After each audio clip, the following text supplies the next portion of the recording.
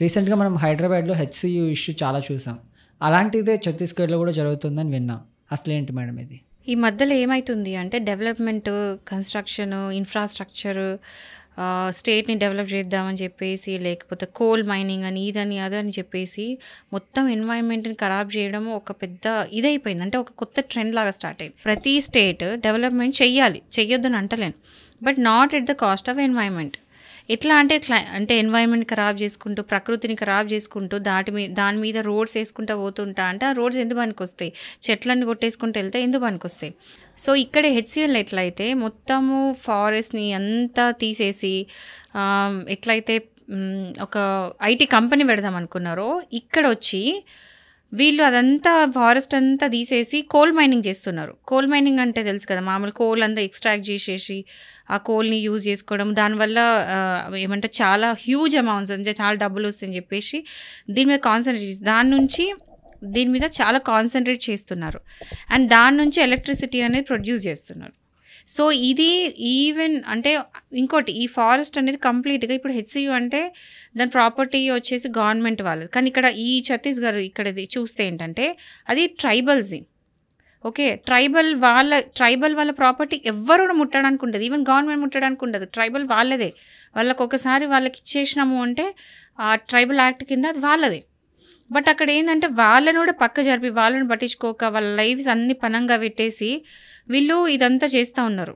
So ఇక్కడ ఏంటంటే మెయిన్గా వీళ్ళు ట్రైబల్స్ లైఫ్స్తో ఎందుకు ఆడుకుంటున్నారు? అక్కడ వాళ్ళ లైఫ్స్ అనేది ఇప్పుడు ట్రైబల్కి ఏంటంటే వాళ్ళు ఏదైతే ఊర్లో పుట్టినరో ఆ ఊర్లోనే ఉండడం, అక్కడ అడాప్ట్ చేసుకుంటారు ఆ ఎన్వైర్న్మెంట్కి, ఆ క్లైమేట్కి. వాళ్ళు వచ్చి సిటీలో బతకమంటే ట్రైబల్స్ బతకలేరు. ఎందుకంటే అక్కడ వాళ్ళకి సంబంధించిన దేవుళ్ళు ఉంటారు, వాళ్ళకి సంబంధించిన వాళ్ళ నేచరే వాళ్ళ దేవుళ్ళ కొలుస్తారు.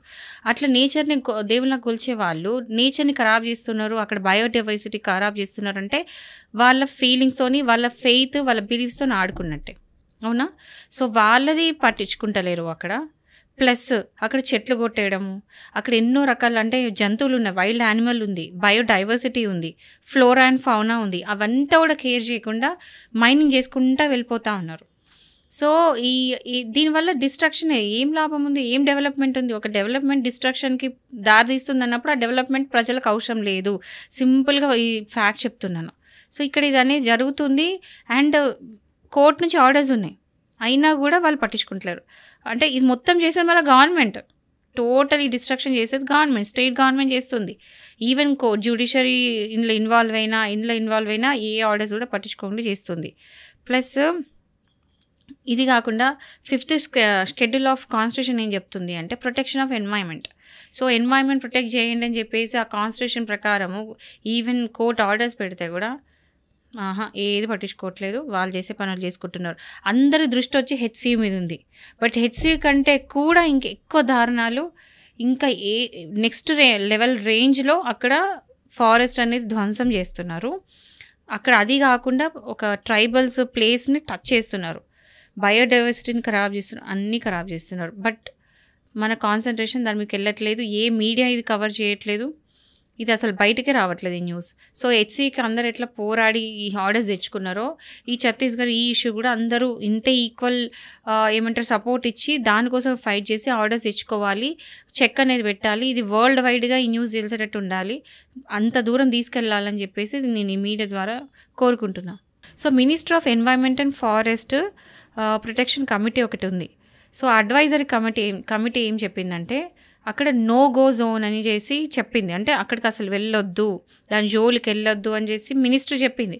అంత చెప్పిన తర్వాత కూడా గవర్నమెంట్ వినట్లేదు. దాని కోల్ అంటే వాళ్ళు చేసుకునే పనులు చేసుకుంటున్నారు. కోల్ మైనింగ్ అయితే ఇంతవరకు ఆగలేదు.